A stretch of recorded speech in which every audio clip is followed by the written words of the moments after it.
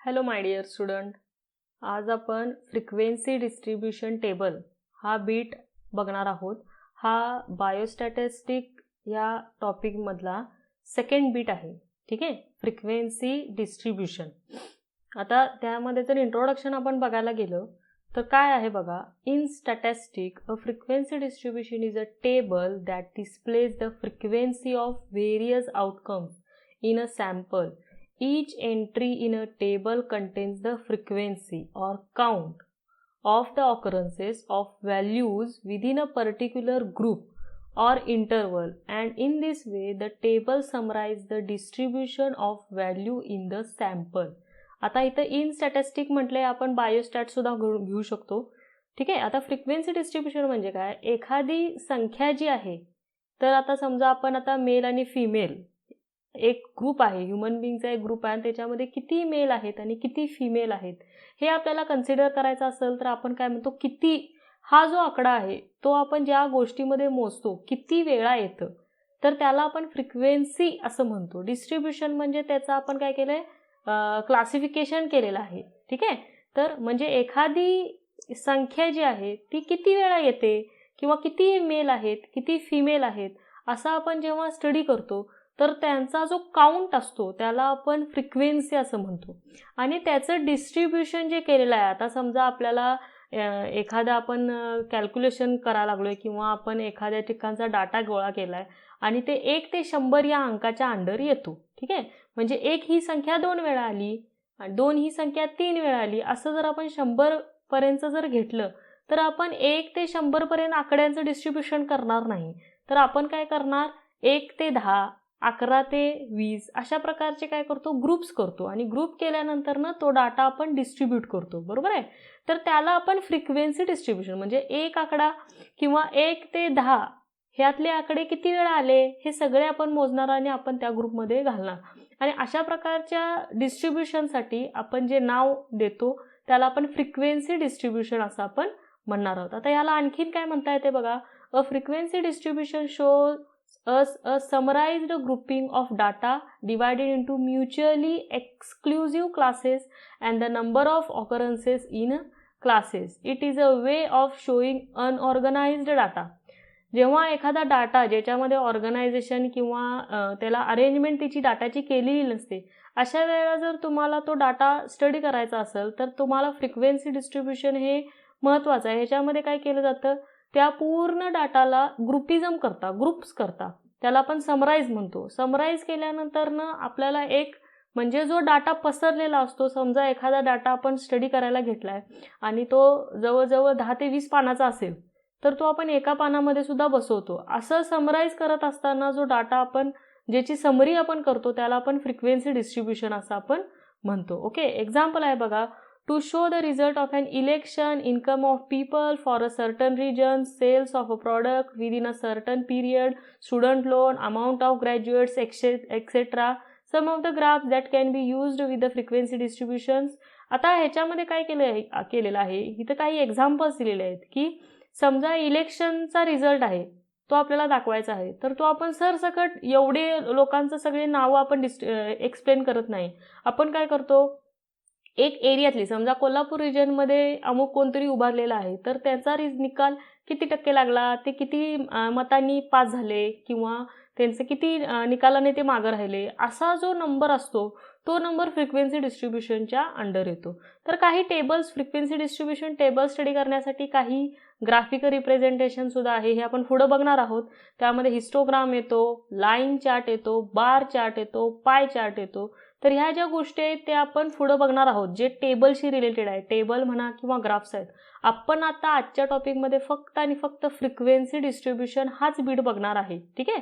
तर frequency distributions are used for both qualitative and quantitative data. जो data qualitative आणि quantitative फॉर्ममध्ये असतो या दोन्हीलाही फ्रिक्वेन्सी डिस्ट्रीब्यूशन रोल करतो. ठीक आहे. तर क्वालिटेटिव्ह आणि क्वांटिटेटिव्ह कुठल्या प्रकारचा डाटा असतो हे आपण आधीच्या लेक्चरला पाहिलेलं आहे. ठीक आहे. तर काही ऑब्जेक्टिव्ह आहेत फ्रिक्वेन्सी डिस्ट्रीब्यूशनच्या अंडर येतात, तर ते काय आहेत बघा. To estimate the frequencies of the population.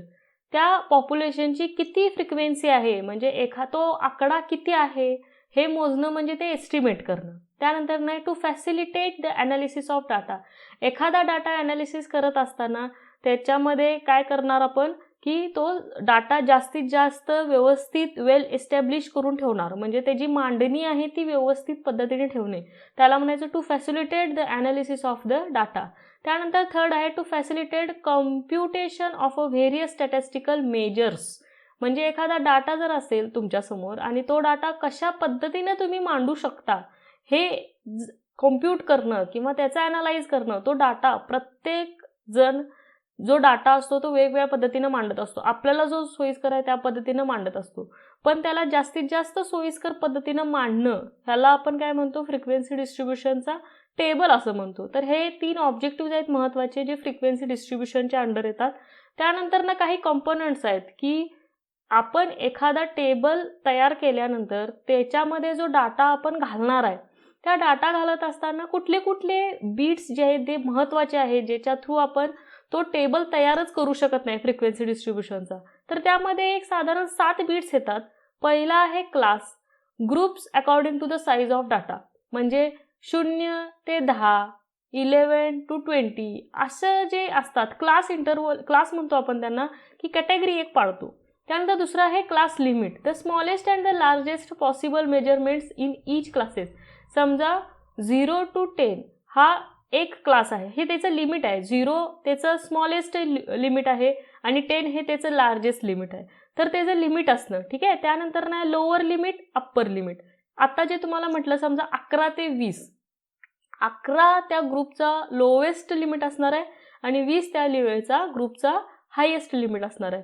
तर एखाद्या गोष्ट स्टडी करत असताना त्याच्यामध्ये हायर लिमिट आणि लोअर लिमिट म्हणजे अप्पर लिमिट आणि लोअर लिमिट हे सुद्धा तेवढंच कन्सिडर असतं. त्यानंतर ना आहे क्लास मार्क. ह्याच्यामध्ये काय बघा, also known as a middle value. तर मिडल व्हॅल्यू कशी काढायची असते बघा, हाफच्या ब्रॅकेटमध्ये lower limit plus upper limit. समजा आता स्टडीसाठी तुम्ही एक हे करताय आणि 1 to 10 हे त्याचं लिमिट आहे. ओके, तर 1 to 10 मध्ये एक्झॅक्ट सेंटरला कुठला बीट येणार आहे, 5 येणार आहे का 6 येणार आहे, नाही येणार आहे. त्या दोन्हीचीही सेंटरची संख्या येणार आहे, ते म्हणजे 5.5 राईट. तर 5.5 ही त्या टिपिकल त्या कॅटेगरीचे क्लास मार्किंग असणार आहे, बरोबर सेंटरचे युनिट. जर तो अनइवन डाटा असला तर आपल्याला सेंट्रल युनिट जो आहे तो इझिली काढू शकतो, पण जर इवन असेल, अनइवन असेल तर सोपं पडतं. अनइवन असलं तर तुम्हाला दोन्ही म्हणजे 5 आणि 6 या दोन्हीचा मिड पॉईंट घेऊन तुम्हाला ते काढावं लागतं. त्यानंतर ना आहे क्लास इंटरव्हल.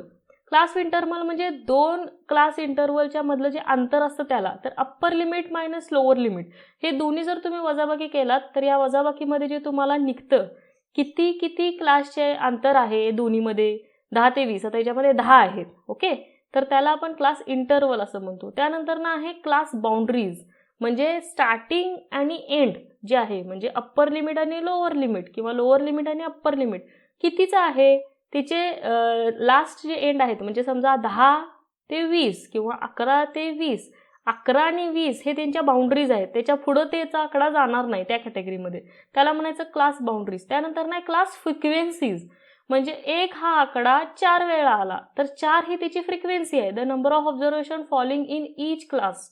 ठीक आहे, तर तसं सगळ्या म्हणजे 1 ते 10ची फ्रिक्वेन्सी आहे ती सगळं आपण काय करणार, एकाच ग्रुपमध्ये घालणार.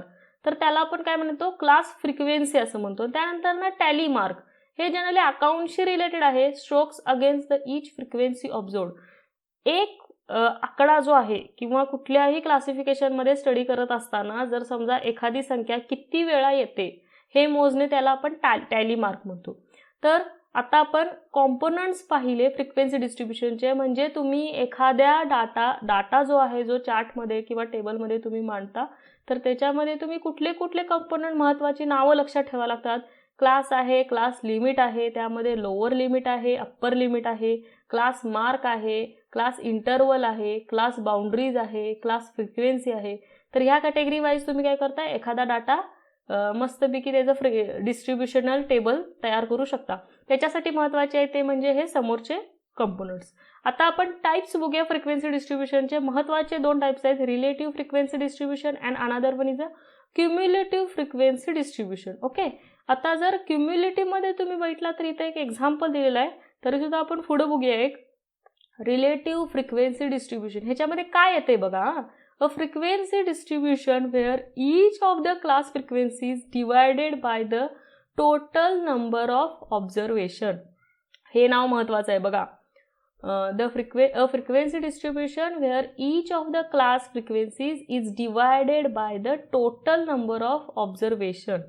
आता समजा इथं आहे बघा, सेलिंग प्राइस आहे 1000मध्ये आणि इथं फ्रिक्वेन्सी आहे 15 ते 18. ह्याच्यामध्ये किती फ्रिक्वेन्सी आहे? 8च आहे. ठीक आहे. रिलेटिव्ह फ्रिक्वेन्सी किती आहे? तर 0.10 आहे. आणि ते मोजताना आपण काय करणार? क्रॉस चेक करणार. ठीक आहे.